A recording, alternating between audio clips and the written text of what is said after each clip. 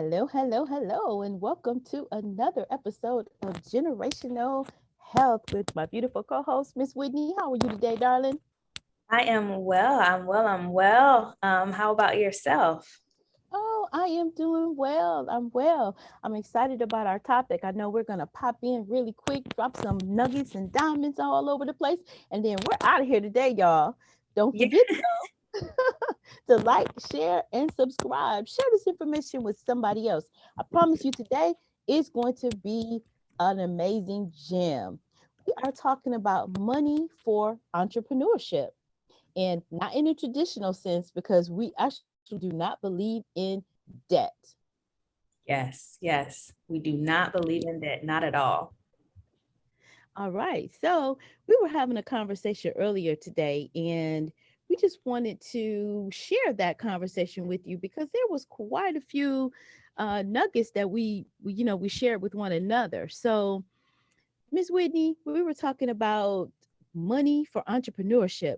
So I Yeah. think some people think that because they maybe weren't born with a silver spoon in their mouth or an inheritance or just money that they like I can't start entrepreneurship without thousands of dollars. Hmm. Yeah, I think that especially, and this is something that my coach, shout out to Jerisha Hawk, this is something that she talks about often. The barrier to entry, especially for online business nowadays, is so small. It doesn't take thousands and thousands of dollars to start a business or to even do what you need to do operationally within a business just to get started. A lot of the software and things nowadays offer, if not free trials, free plans where you have, limited features and things, but you're still able to use the software, and you can essentially be really strategic about, okay, well, if I only get 5 times to use the software this month, I'm gonna put that in my marketing calendar and I'm gonna use it on this day, this day, this day, this day, and this day. And it's a part of the plan, as opposed to feeling like, oh, well, if I only got 5, I'm not gonna use it because I can't afford to pay for the premium or the pro plan or the enterprise plan or whatever like that. When you're starting off, especially with a smaller budget, it's absolutely okay to figure out how can I use the resources available to me, to help me build and then reach each of those different levels as I grow. Absolutely. I think that's a phenomenal strategy. But this is one of the things that we talk about, as we continue to unfold what it takes to be a successful entrepreneur. And, I know money is always kind of it's just a point where if it's you feel like you don't have enough, then you can't get started. But I think the biggest thing that I've learned through these years of entrepreneurship, and I started out, someone told me the other day, I said I started out with a red wagon and being a paper girl and having a babysitting job. Didn't even understand that that was entrepreneurship at 14 years old. Yes. So thinking along those lines, because we came from very, very humble beginnings, and there wasn't always extra money to do things with, but we had to be very, very resourceful. I can remember, and it was funny because my mother, she we had a certain budget for our school clothes and our school shopping, and then that was it for the year. So we learned how to be very, very resourceful. So I remember at graduation, I said, okay, I want to go to the trip and I want to, get my pictures and some of these things that sometimes some teenagers now or even in school now kind of take it for granted that I'm entitled to this and this is supposed to happen for me. Whereas, when I was growing up, I had to, while I was in high school, I had to have a job so that I could buy those things. And I can remember, I wanted my pictures. I wanted my dress made. Think about it. Back then, to make a prom dress was $80, and that was like a lot.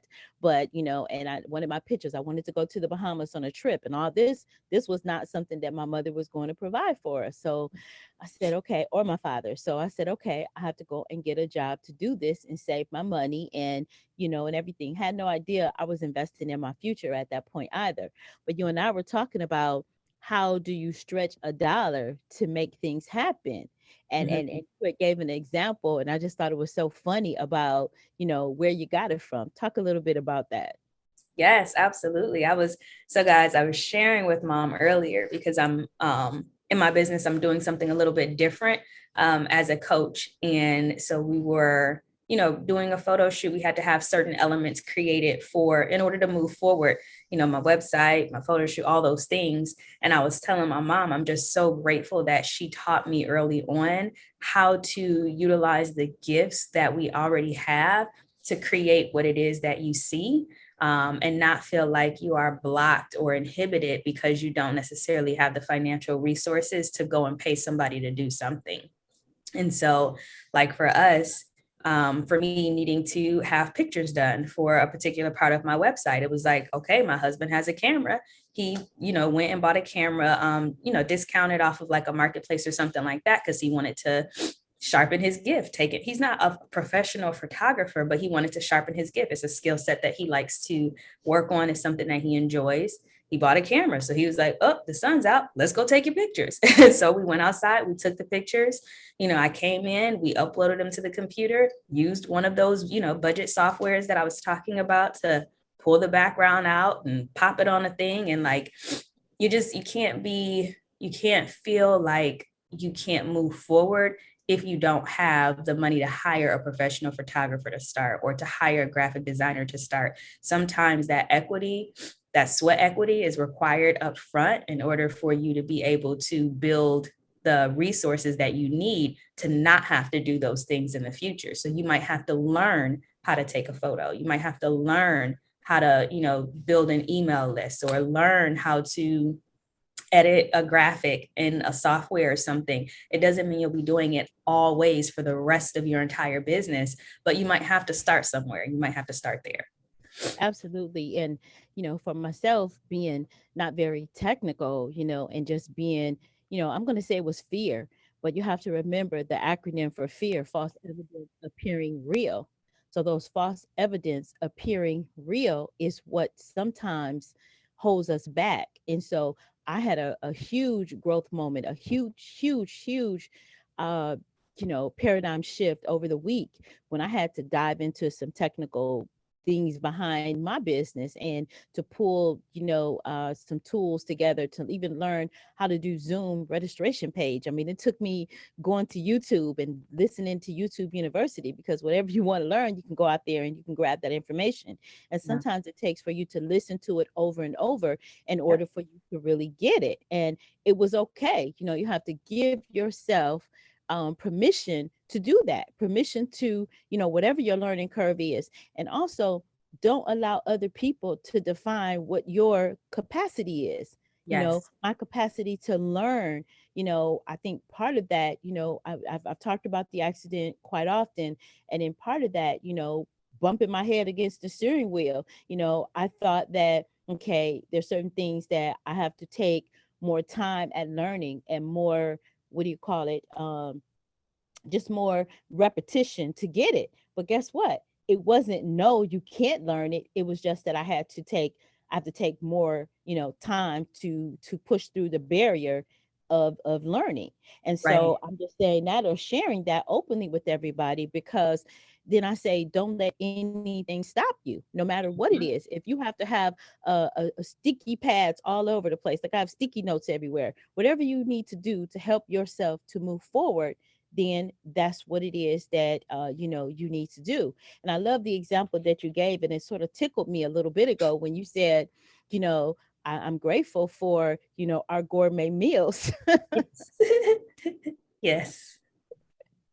You want to share what the gourmet meals was? And it's funny how you don't even understand how the things that you do in your, I'm in survival mode as a Mhm. single divorced mom, but you don't understand how sometimes, or I say I didn't understand how impactful those things were and those life lessons that I was actually teaching in the moment. Yes. I remember, if things were challenging or rough or something, you would just always make it. We didn't know what you maybe were experiencing from a mental standpoint in terms of like needing to provide for these three children. And, but from what we saw, or at least from what I saw, my perspective, it would be like, okay, well, we need dinner. this is what we got. We got some salad, we got some grapes, maybe I got some cornbread, and we got these shrimp. So I'm gonna make this a gourmet meal. We about to have shrimp cocktail with a salad, and you would just make it so like pretty and like it would feel like an elevated dinner experience, whether it was a struggle or not. And it's just like, so when I go out or when I, went out as an adult, I'll be like, oh yeah, shrimp. That's gourmet. I remember that. My mama used to do the shrimp cocktail. That's fancy now. So, and that may have been what we had in the refrigerator at the time. But for me, I just appreciate knowing like you can make stuff out of nothing, whether it's food, whether it's, a meal, or if it's what you need to run your business, or, an idea that you have that you're trying to make it, manifest and come to pass. Like you can be creative. You can use the resources you have available, which includes your mind. It includes your creativity. It includes like your ability to think beyond the borders or the limitations that you feel are right in front of you at the moment. And you taught me that with those meals, and you taught me that with a variety of, just different lessons as we were growing up. So it's something that I still use, even if we have the money to do stuff at this point. In my mind, it is a default to be like, what could I put together if I needed to create a such and such and couldn't do? It's just the way that I think strategically now.